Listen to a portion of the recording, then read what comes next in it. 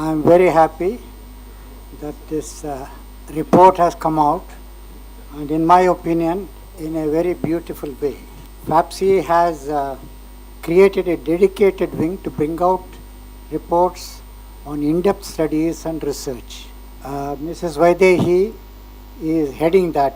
Assisting her is a very capable economist, qualified economist, Sujata, who has been entrusted with the preparation of this report, and she has put in tremendous amount of effort to bring it in a manner that I'm sure everyone will appreciate when they read the contents line by line. Now, a word or two about the book itself. Now, the effort that FAPSI is making has to be seen in its continuity. Earlier, a few minutes back, Sitaramaiah Garu has released a report prepared by the Indian Institute of Economics about making Andhra Pradesh #1 industrially developed state. If you go through the contents of that, steps to be taken for achieving this. Of the various steps listed, you will see that steps to meet the challenges. A number of steps are included. Now let us first understand, in international competition, it is not nations that compete, nor their economies. It is their companies that compete.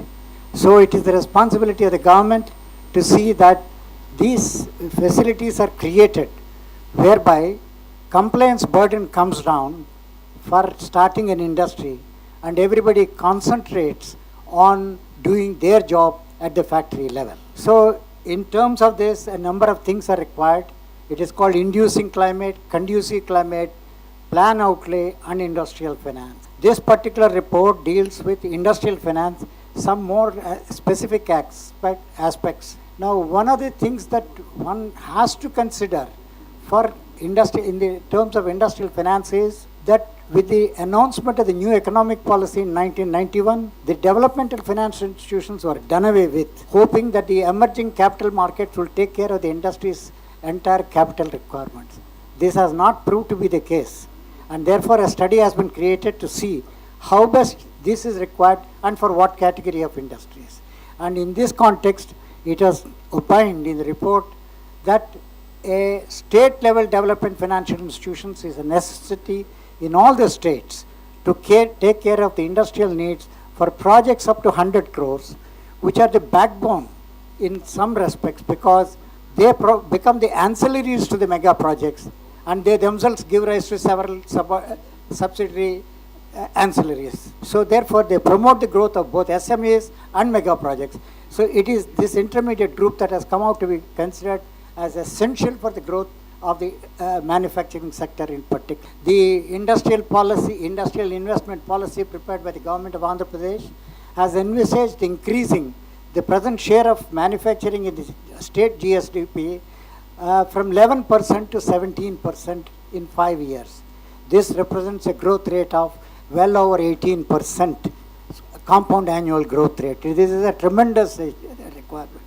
The finance minister has told in the last budget speech that it has to grow to, in 10 years, to be 25% of the then GDP.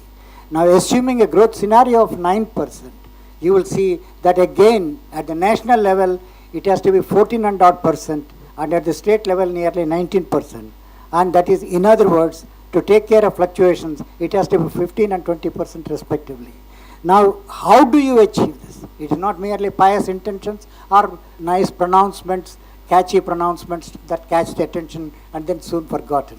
The action that has to be taken at ground level to make this a reality, as what has been spelled out in this report. In other words, it's a report dealing with one aspect to bring about what we may call the manufacturing revolution that is badly required now. I think this report, in my opinion, serves that purpose extremely well. Thank you.